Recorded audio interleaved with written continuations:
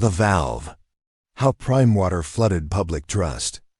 They say water is life, but what happens when life becomes a franchise?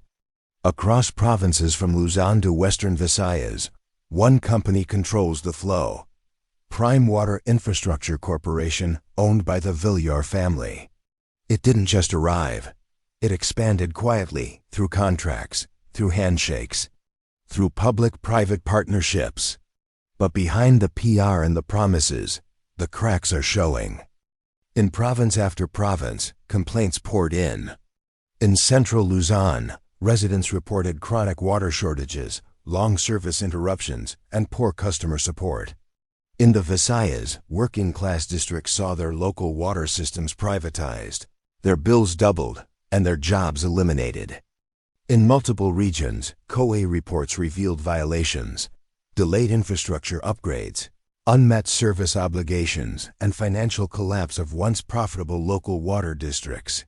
What used to be self-sustaining utilities, they turned into fragile, outsourced pipelines, bleeding both pressure and public trust. In one city, income from the local water district dropped from 50 million to barely 5 million pesos after a PrimeWater takeover. In another, water that once cost 200 pesos per household per month now exceeds 500 pesos and flows brown. Resistance exists. Not every LGU said yes. Oni City and Negros pushed back. Their leaders called the offer vague and abusive. "We won't sell our water to those who don't drink it," they said. PrimeWater is owned by the Villar family. Senator Cynthia Villar, former DPWH Secretary Mark Villar, DOJ Undersecretary Emmeline Aglipay Villar. And at the center of it all, the integration of real estate and resource control. Vista Land builds the houses. PrimeWater controls the supply. You don't just buy a home. You buy into their system. They call it public-private partnership, a handshake between government and business, they say, for the common good.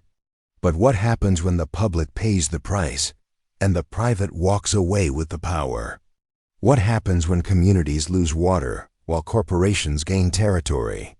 When local workers are silenced and local leaders are bypassed?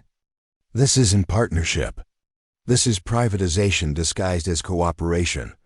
This is monopoly, legalized and blessed by policy. This is not public service. This is structural surrender, where systems are built to fail the people, so someone else can succeed in their place. And just like a mafia, it operates through contracts, territory, and silence.